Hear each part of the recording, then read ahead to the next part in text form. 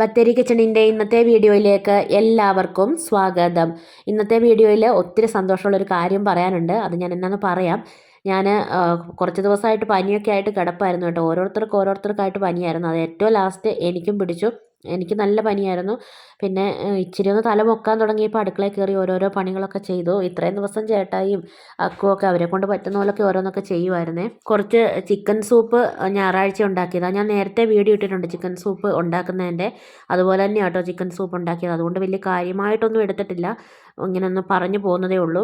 ഉപ്പും മഞ്ഞളും ഒക്കെ ഇട്ട് ചിക്കൻ വേവിച്ചു, ക്യാരറ്റും ചേർത്തിട്ടുണ്ടായിരുന്നേ. എന്നിട്ട് ഈ ചിക്കൻ ചെറുതായിട്ടൊന്ന് മുറിച്ച് പിന്നെ അതിലേക്ക് തന്നെ ചേർത്തു. ആദ്യം വലിയ കഷ്ണങ്ങളായിട്ടായിരുന്നു. മൂക്കിൽ കൂടെ വർത്താനം പറയുന്ന പോലെ ഉണ്ടോ? ശബ്ദമൊക്കെ ക്ലിയർ ആയിട്ട് വരുന്നതേ ഉള്ളൂ കേട്ടോ. ഈ ചിക്കനൊക്കെ ചേർത്ത് കഴിഞ്ഞിട്ട് പിന്നെ ഒരു മുട്ടയുടെ വെള്ള ചേർക്കുന്നുണ്ട്. കോൺഫ്ലവർ കലക്കി അതും ചേർക്കുന്നുണ്ട്. നല്ല കട്ടിയിൽ വേണമെങ്കിൽ കുറച്ചേറെ കോൺഫ്ലവർ കലക്കി ചേർക്കണം. പിന്നെ നമ്മൾ ഇത് ഒഴിക്കുന്ന സമയത്ത് മുട്ടയുടെ വെള്ളയാണേലും കോൺഫ്ലവർ ആണെങ്കിലും ഒഴിക്കുന്ന സമയത്ത് ഒരു കൈ കൊണ്ട് ഇളക്കണം, ഒരു കൈ കൊണ്ട് ഒഴിക്കുകയും വേണം. അല്ലെങ്കിൽ കട്ട കെട്ടിപ്പോകും. നമുക്ക് ഇഷ്ടമുള്ള പച്ചക്കറികളൊക്കെ കൂണ്, ക്യാബേജ്, പിന്നെ ബീൻസ്, അങ്ങനെയുള്ള നമ്മുടെ പിള്ളേർ കഴിക്കുന്ന നമുക്കിഷ്ടമുള്ള പച്ചക്കറികളൊക്കെ ചേർത്ത് കൊടുക്കാം. കുറച്ച് കുരുമുളക് പൊടി ചേർത്തിട്ടുണ്ട്. പിന്നെ കുറച്ച് സോയാ സോസ് ഒഴിച്ചിട്ടുണ്ട്. ലാസ്റ്റ് മല്ലിയിലയും ഇട്ടിട്ടുണ്ട്. ലാസ്റ്റ് നെയ്യിൽ കുറച്ച് ഇഞ്ചിയും വെളുത്തുള്ളിയും നല്ലപോലെ കുറച്ച് ചെറിയുള്ളിയും കൂടെ മൂപ്പിച്ച് ചേർക്കുന്നുണ്ട്. നെയ്യിൽ തന്നെ മൂപ്പിച്ച് ചേർക്കുന്നുണ്ട് ടേസ്റ്റ്. നല്ല തണുപ്പുള്ളപ്പോഴും പിന്നെ പനിയുള്ളപ്പോഴും ഒക്കെ കുടിക്കാൻ പറ്റിയ ഒരു സൂപ്പാട്ടോ ഇത്.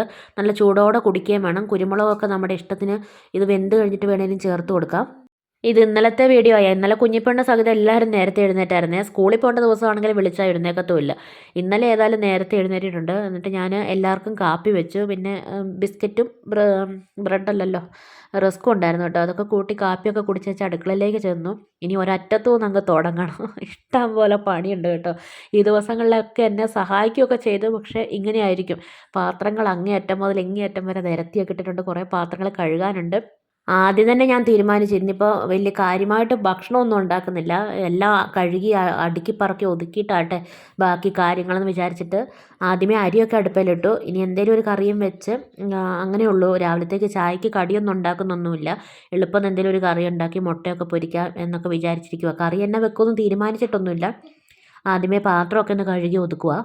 ചേട്ടായിക്ക് നേരമില്ലാത്തതിൻ്റെ പ്രശ്നമാണ്. അല്ലെങ്കിൽ ചേട്ടായി എല്ലാ പണികളും ചെയ്ത് വീടൊക്കെ നല്ല വൃത്തിയായിട്ടൊക്കെ ഇടുകയൊക്കെ ചെയ്യും. നമ്മൾ പെണ്ണുങ്ങൾ ചെയ്യുന്ന പോലെ ചേട്ടായിക്കും ചെയ്യാനൊക്കെ അറിയാം. പക്ഷേ നേരമില്ലാത്തതുകൊണ്ടുള്ള കുഴപ്പമാണ്. പിന്നെ അക്കുവിനാണെങ്കിൽ ആ ക്ഷീണമൊന്നും മൊത്തത്തിൽ അങ്ങ് പോയൊന്നുമില്ല. ഈ ഒരു പനി വന്നാൽ വല്ലാത്തൊരു ക്ഷീണമൊക്കെയാണ്. പിന്നെ പനി കുറഞ്ഞെങ്കിലും ക്ഷീണം അങ്ങ് മാറത്തില്ല.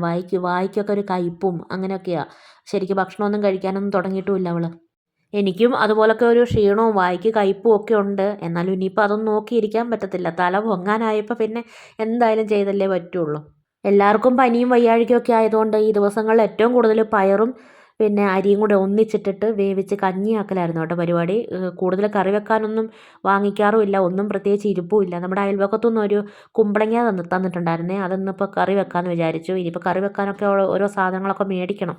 ചോറ് തിളച്ചു. ഞാനത് റൈസ് കുക്കറിലേക്ക് ഇറക്കി വെച്ചു. പാത്രവും കഴുകി. ഇനിയിപ്പോൾ ഈ കറി വെച്ചിട്ട് വേണം ബാക്കി പണികളൊക്കെ തുടങ്ങാൻ വേണ്ടിയിട്ട്. ഞാൻ സാധാരണ പാത്രങ്ങളൊക്കെ അടുക്കി വെക്കുന്നത് അപ്പുറത്തെ സൈഡിൽ ആ ഒരു മൂലവശത്താണ്. ഇതിപ്പോൾ പാത്രങ്ങൾ കഴുകി അടുക്കി വെച്ചേക്കുന്ന അങ്ങേ അറ്റം മുതൽ ഇങ്ങേ അറ്റം വരെ ഉണ്ട്. ഇനി അതെല്ലാം കറക്റ്റ് സ്ഥലത്തൊക്കെ എടുത്ത് വെക്കണം. ഞാൻ കുമ്പളങ്ങയും തക്കാളിയും പച്ചമുളകും കൂടെ ഒരു കറി വെക്കാൻ വേണ്ടി പോവുക. പരിപ്പൊന്നും ഇടുന്നില്ല. തക്കാളി കുറച്ച് കൂടുതൽ ഇട്ടിട്ടുണ്ട്. പനിയൊക്കെ അല്ലേ, അപ്പോൾ ഒരു ഇച്ചിരി പുളിയൊക്കെ ആയി ഇരിക്കാൻ വേണ്ടിയിട്ട്. പുളി ഒഴിക്കണ്ട ഇങ്ങനത്തെ കറി വെക്കുമ്പോൾ. പുളി കൂടുതൽ വേണമെങ്കിൽ തക്കാളി ഇട്ടാൽ മതി കേട്ടോ. കുറച്ച് വെള്ളം ഒഴിച്ചു കൊടുക്കുകയാണ്. വാളംപുളി പിഴിഞ്ഞൊഴിച്ചും പിന്നെ തൈര് ഒഴിച്ചിട്ടും പരിപ്പിട്ടിട്ടും ഒക്കെ കറി വെക്കും. ഇതിലേക്ക് തൈരും വാളംപുളി ഒന്നും വേണ്ട. പുളിക്ക് വേണ്ടിയിട്ട് പുളി കൂടുതൽ വേണം എന്നുണ്ടെങ്കിൽ തക്കാളി മാത്രം ഇട്ട് കൊടുത്താൽ മതി കേട്ടോ. പിന്നെ കുറച്ച് ഉപ്പ് ഇട്ടിട്ടുണ്ട്. മഞ്ഞളും കൂടി ഇട്ടിട്ട് വേവിച്ചെടുക്കാം.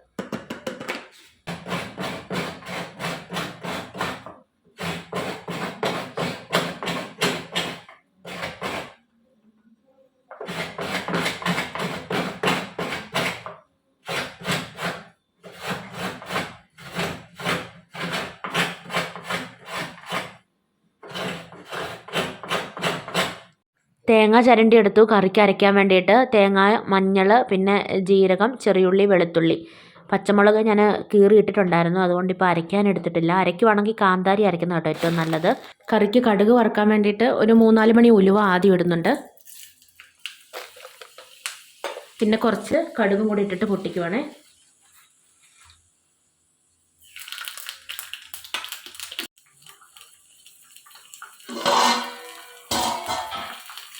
കുമ്പളങ്ങ വെന്തോ നോക്കിയപ്പോൾ വെന്തിട്ടുണ്ട്. ഇനിയിപ്പോൾ അരപ്പ് ചേർക്കാം. ഞാൻ ഇതിപ്പോൾ കുക്കറിൽ വെച്ചില്ല, മൺചട്ടിയിൽ വെച്ചിട്ട് അങ്ങനെ ആക്കുക കേട്ടോ ചെയ്ത്. എളുപ്പം ആവണമെങ്കിൽ കുക്കറിലൊക്കെ വെച്ചാൽ മതി. കടുകും ഉലുവായും പൊട്ടിക്കഴിഞ്ഞിട്ട് ഞാൻ ഒരു ചെറിയ കഷ്ണം സവാള അരിഞ്ഞ് മൂപ്പിച്ചിട്ടുണ്ടായിരുന്നു. ചെറിയുള്ളി എന്നുള്ളത്, ചെറിയുള്ളി ഇല്ലാത്തതുകൊണ്ട് അരയ്ക്കാനും ഇപ്പോൾ കടുക് പൊട്ടിക്കാനും ഒക്കെ സവാള തന്നെ എടുത്തത്. പിന്നെ 2 വറ്റൽമുളക്, ഒരു നുള്ളു മുളക് പൊടി, ഒരു കളറിന് വേണ്ടിയിട്ട് അതും ഇട്ടിട്ടുണ്ട്. കറിവേപ്പിലയും ചേർത്തിട്ടുണ്ട്. എന്നിട്ട് കടുകൊക്കെ വറുത്ത് കഴിഞ്ഞിട്ട് പിന്നെ നമ്മൾ കറി കുറച്ച് നേരം ഒന്ന് അടച്ച് വെക്കണം. എന്നിട്ട് വേണം പിന്നെ തുറന്ന് മിക്സ് ആക്കാൻ വേണ്ടിയിട്ട്. മുട്ടയൊന്ന് ചിക്കി പൊരിച്ച് എടുത്തിട്ടുണ്ട്. പിന്നെ മിക്സിയൊക്കെ ഒന്ന് തുടച്ച് വൃത്തിയാക്കി, പാതകമൊക്കെ ഒന്ന് തേച്ച് കഴുകി തുടയ്ക്കുകയും അങ്ങനെ എല്ലാം വേഗം വേഗം അങ്ങ് ചെയ്തു. പാത്രങ്ങളെല്ലാം അടുക്കി പറക്കി താഴ്വശം എല്ലാം തുടച്ചു. സ്റ്റൗവും സിങ്കും എല്ലാം ക്ലീനാക്കി അടുക്കളയൊക്കെ ഒന്ന് വൃത്തിയായപ്പോൾ തന്നെ പകുതി സമാധാനമായി കേട്ടോ. ഇനിയിപ്പോൾ അടിച്ചു വാരി തറ തുടയ്ക്കണം, അത് ചെയ്തിട്ടില്ല. ചേട്ടാ ഇതിൻ്റെ ഇടയ്ക്ക് കോഴിക്ക് തീറ്റ കൊടുക്കുകയും പിന്നെ കുളിക്കാനുള്ള വെള്ളം അടുപ്പേ വെക്കുകയൊക്കെ ചെയ്തിട്ടുണ്ട്. തറയും കൂടെ തുടച്ചിട്ട് വേണം പോയി കുളിക്കാൻ വേണ്ടിയിട്ട്. പിന്നെ ഫ്രിഡ്ജിൻ്റെ ആ ഒരു ബേക്ക് വശത്ത് വെള്ളം നിറഞ്ഞിട്ടുണ്ടായിരുന്നേ, അത് ചേട്ടായി എടുത്ത് കളയുന്നുണ്ട്. ഫ്രിഡ്ജൊക്കെ ഞാനൊന്ന് ക്ലീൻ ആക്കിയായിരുന്നു. ഫ്രീസറിൽ കുറച്ച് ചക്കപ്പഴം ഇരിപ്പുണ്ട്. ഫ്രിഡ്ജിൽ നിറച്ച് ഓരോരോ സാധനങ്ങളായിരുന്നു കേട്ടോ. ക്ലീൻ ആക്കി കഴിഞ്ഞപ്പോൾ പിന്നെ വെക്കാനൊന്നും ഇല്ലാണ്ടായി. ഫ്രിഡ്ജൊക്കെ ക്ലീൻ ആക്കി കഴിഞ്ഞിട്ട് അതിലെന്തെങ്കിലും നല്ല മണം കിട്ടാൻ വേണ്ടിയിട്ട്, ഫ്രിഡ്ജിൽ എന്തെങ്കിലും അഴുക്ക് മണം ഉണ്ടെങ്കിൽ അത് പോകാൻ വേണ്ടിയിട്ടൊക്കെ ചെറുനാരങ്ങ മുറിച്ച് വെക്കാം. അതല്ലെങ്കിൽ ചെറിയൊരു കുപ്പിയുടെ അടപ്പിൽ, ചെറിയൊരു അടപ്പ് മതി, ആ ഒരു അടപ്പിൽ കുറച്ച് കാപ്പിപ്പൊടിയോ അല്ലെങ്കിൽ ഇച്ചിരി ബേക്കിംഗ് സോഡയോ ഫ്രിഡ്ജിൽ വെച്ചാൽ മതി. കുറച്ചേറെ തുണികൾ അലക്കാനുണ്ടായിരുന്നു, മെഷീനകത്തിടാനും കല്ലേ വെച്ച് അലക്കാനും. അങ്ങനെ എല്ലാം അലക്കി വിരിച്ചിട്ടിട്ടില്ല. ഇനിയിപ്പോൾ വേഗം അടിച്ച് വാരി തറയും കൂടെ തുടച്ച് കുളി കഴിഞ്ഞിട്ട് എന്തെങ്കിലും കഴിച്ചിട്ട് തുണി വിരിച്ചിടാമെന്ന് വിചാരിച്ചേ. എല്ലായിടത്തും നല്ല മഴയാണോ? അപ്പോൾ എല്ലാവർക്കും അഡ്വാൻസ് ഹാപ്പി ഓണം. ഞാൻ തറ തുടയ്ക്കലൊക്കെ കഴിഞ്ഞ് അടുക്കളയിൽ എത്തിക്കഴിഞ്ഞിട്ട് പിന്നെ ആ ഒരു സിലിണ്ടർ ഉണ്ടല്ലോ, അതെടുത്ത് മാറ്റിയിട്ട് അവിടെയും കൂടെ ഒന്ന് തുടച്ച് വൃത്തിയാക്കുന്നുണ്ട്. അതുപോലെ ഫ്രിഡ്ജ് ഒന്ന് നീക്കിയിട്ട് അവിടെയൊക്കെ ഒന്ന് തുടച്ച് വൃത്തിയാക്കി. പിന്നെ കുളിയൊക്കെ കഴിഞ്ഞു, ഭക്ഷണമൊക്കെ കഴിച്ചു. കുഞ്ഞിപ്പെണ്ണിനും ചോറൊക്കെ കൊടുത്ത് കഴിഞ്ഞിട്ടാണ് ഞാൻ തുണിയൊക്കെ വിരിച്ചിടുന്നത്. ഇവിടെ തുണി ഇട്ടാൽ പെട്ടെന്ന് ഉണങ്ങി കിട്ടുകയൊക്കെ ചെയ്യും. പക്ഷേ അങ്ങോട്ടും ഇങ്ങോട്ടും നടക്കാനൊക്കെ കുറച്ച് ബുദ്ധിമുട്ടാണ് തുണിയൊക്കെ ഇട്ട് കഴിഞ്ഞാലേ. നമ്മുടെ ഇവിടെയൊക്കെ ഓണപ്പരിപാടിയൊക്കെ ഉണ്ടായിരുന്നേ. വീഡിയോ എടുക്കാൻ പോകണം എന്നൊക്കെ വിചാരിച്ചിരുന്നു. പക്ഷേ ആ സമയത്തൊക്കെ പനിച്ച് കിടന്നുകൊണ്ട് വീഡിയോ എടുക്കാൻ പോകാനൊന്നും പറ്റിയില്ല.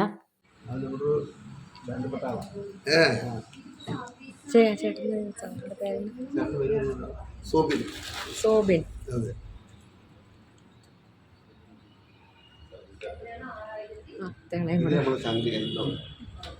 കവിയാണ്. അതെ അതെ, ഞങ്ങൾ കവിനേക്കാളും കൂടുതൽ ഞങ്ങൾ ഒരുമിച്ച് കോവിഡ് ഡ്യൂട്ടി എടുത്ത ആ കോവിഡ് മൂർധന്യാസിക്കുന്ന സമയത്ത് ഞങ്ങൾ കോവിഡ് ടെസ്റ്റിനൊക്കെ അല്ലേ ആ ഒരു ടീമാണ്.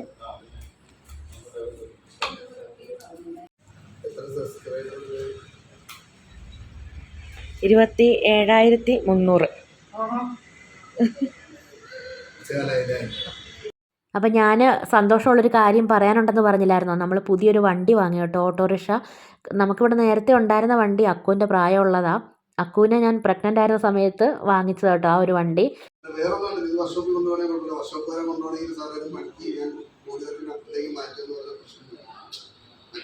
ഇത് ബജാജിൻ്റെ ഷോറൂമാണ്. നമ്മൾ ബത്തേരിയിൽ നിന്ന് 5 കിലോമീറ്റർ, കോഴിക്കോട് റോഡിൽ കൊളകപ്പാറ എന്നുള്ള സ്ഥലത്തുള്ള ഷോറൂമാട്ടോ.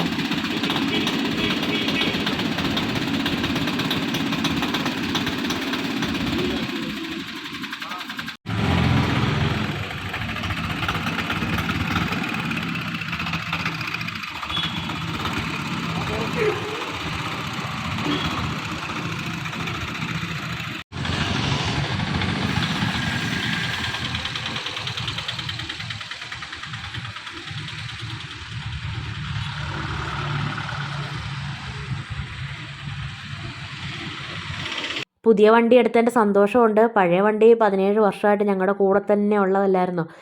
അതിനിപ്പോൾ അത് വിൽക്കുമ്പോൾ ഉള്ളൊരു സങ്കടവും ഉണ്ട് കേട്ടോ. വണ്ടി ഒന്ന് ഓടിച്ച് നോക്കാൻ വേണ്ടിയിട്ട് ചേട്ടായിയും ചേട്ടായുടെ കൂട്ടുകാരനാണ് കടയിലുള്ള സ്റ്റാഫ്. അപ്പോൾ അവർ രണ്ടാളും കൂടെ പോയതാണ് കേട്ടോ. ആദ്യം ഞങ്ങൾ ഒരാഴ്ച മുമ്പ് പോയിട്ട് വണ്ടിയൊക്കെ കണ്ട് വണ്ടിയൊക്കെ ബുക്ക് ചെയ്ത് അതൊക്കെ കഴിഞ്ഞിട്ട് ഇന്നലെയാണ് പോയി വണ്ടി വാങ്ങിയത്. ഇന്നലെ ഞങ്ങൾ എല്ലാവരും പോയായിരുന്നേ. ഇന്നലെ ഞങ്ങൾ ചെന്നപ്പോഴത്തേക്ക് വണ്ടി 2-3 ബലൂണൊക്കെ വെച്ച് റിബണുമൊക്കെ വെച്ച് ഇങ്ങനെ റെഡിയാക്കി നിർത്തിയിട്ടുണ്ട്. ചെന്ന് കഴിഞ്ഞിട്ട് പിന്നെ കുഞ്ഞിപ്പെണ്ണിന് ആദ്യം മനസ്സിലായില്ല. കുഞ്ഞിപ്പെണ്ണ് അപ്പുറത്തെ വണ്ടിയല്ല നോക്കുന്നത്. അത് കഴിഞ്ഞ് പിന്നെ ചേട്ടായി പറഞ്ഞു അതല്ല ഇതാന്ന് പറഞ്ഞിട്ട് അവളെ കാണിച്ചു കൊടുക്കുക. ഇവിടുത്തെ അമ്മച്ചിയും കൂടെ കൂട്ടിക്കൊണ്ട് പോകാനിരുന്നു. അമ്മച്ചിക്ക് അന്നേരം ഓരോരോ തിരക്കുകളൊക്കെ ആയതുകൊണ്ട് അമ്മച്ചിക്ക് വരാൻ പറ്റിയില്ല. പിന്നെ മമ്മി ഒന്ന് വീഡിയോ കോളൊക്കെ ചെയ്ത് കാണിച്ചു.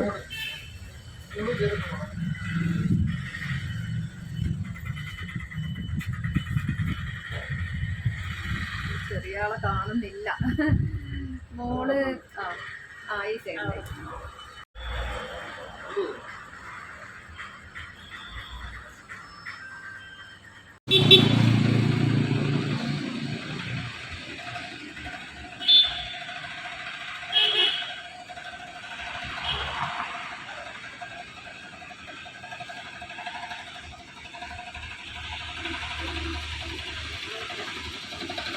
അങ്ങോട്ടാണോ?